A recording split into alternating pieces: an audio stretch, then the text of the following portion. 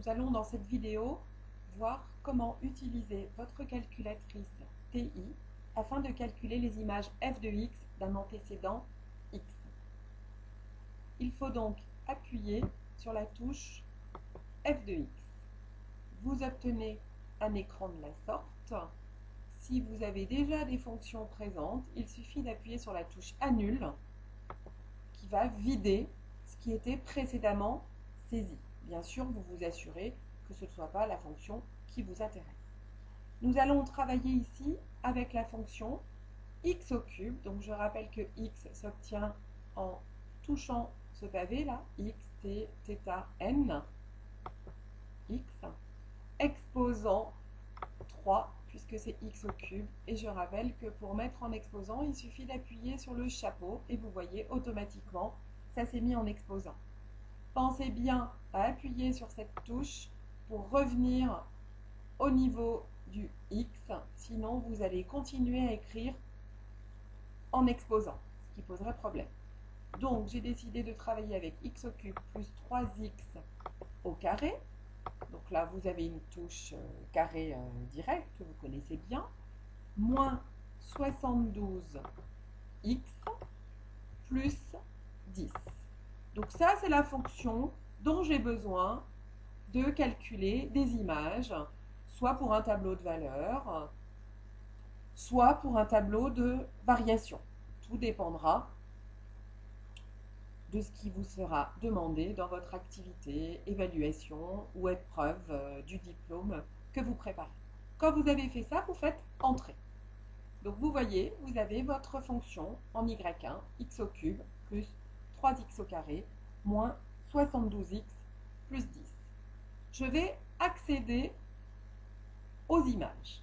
Alors, sur la TI, vous allez pouvoir définir la table. Vous voyez ici, définir table, c'est écrit en bleu. Donc, vous allez d'abord appuyer sur la touche seconde, fenêtre, et là, vous tombez sur la configuration de la table.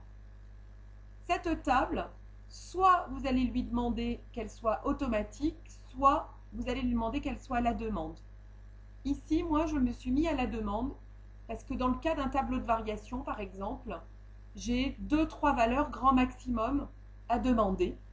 Donc, dans ce cas-là, je me mets à la demande et je vais accéder au mode table, donc en appuyant sur seconde graphe, puisque le mot table est écrit en bleu. Et ici, je vais pouvoir lui demander les valeurs que je veux. Donc là, par exemple, j'avais envie de lui demander pour moins 6. D'accord ? Alors, vous voyez ici, je viens de faire une erreur volontaire. Je n'ai pas utilisé le bon moins. Je vais lui demander donc qu'il me dise où est mon erreur. Et vous voyez tout de suite, il me met le clignotant sur le moins. Donc effectivement, le moins n'est pas le moins de la soustraction, c'est le moins entre parenthèses quand on écrit un nombre négatif de manière isolée. Donc vous mettez le moins et vous voyez, hein, j'espère que vous voyez la différence, il est légèrement plus petit. Et là, dans ce cas-là, il va bien vous calculer l'image de moins 6. Je voudrais l'image de 4, par exemple, l'image de 10. Donc vous voyez, quand je suis à la demande, je peux aisément lui saisir des valeurs de x et automatiquement, il me calcule la valeur de l'image. Il arrive que vous ayez à remplir un tableau de valeurs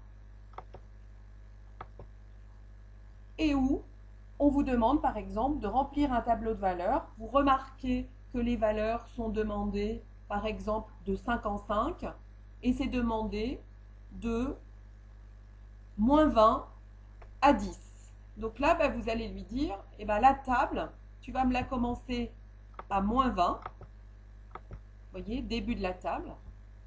Ensuite, faites entrer. Là, cette petite flèche table, ça veut dire, c'est le pas en fait. De combien en combien vous voulez vous déplacer. Donc, par exemple, je voudrais me déplacer de 5 en 5. Et ensuite, ici, je vais lui dire, fais-le-moi de manière automatique. Et vous voyez, je me suis déplacée. Donc là, automatique. Là, à la demande. Alors évidemment, à chaque fois, vous entrez bien pour valider votre choix. Donc là, je veux me mettre en automatique. Et là, vous allez voir la différence avec tout à l'heure. Eh bien, la différence avec tout à l'heure, c'est que les valeurs sont déjà mise. Donc vous voyez, on avait bien dit de moins 20, moins 15, moins 10, moins 5, 0, 5, 10, 15, 20. Alors la TI, vous lui dites à combien vous partez, de combien en combien vous voulez qu'elle vous calcule les antécédents. Mais elle n'a pas de limite, la TI. Et ça vous fait automatiquement le calcul des images qui sont en Y1. Par contre, vous ne pouvez pas lui demander d'autres valeurs. C'est-à-dire que là, si vous vouliez demander l'image de 6, vous ne pouvez pas. Contrairement à la Casio, où on peut à la fois définir la table et lui demander aussi des images, sur la TI, il faut décider d'être soit à la demande, soit en automatique. Alors, je vais revenir sur mes listes. Donc, vous voyez ici, j'étais en Y1. Il est tout à fait possible, je vais mettre une autre fonction, 5x au carré. Et dans ce cas-là, quand vous accédez à la table, eh bien, vous avez Y1, les images de la fonction que vous aviez tapée en Y1, et puis en Y2, les images de la fonction que vous avez tapée en Y2. Ça peut être utile parfois d'avoir plusieurs fonctions. Il faudra juste que vous soyez vigilant pour ne pas vous tromper de colonne. Bien sûr, quand vous faites tout ça, vous continuez à seconde quitter, vous continuez à pouvoir accéder, vous voyez, 45 x 3, j'ai un calcul à faire, 135, je continue à avoir mes fonctions qui sont tapées, mes tables qui sont là, c'est-à-dire que vous pouvez vraiment naviguer d'un mode à l'autre, vos écrans ne s'effacent pas, vous gardez toutes vos fonctionnalités. Vous devez maîtriser votre TI en mode f de x.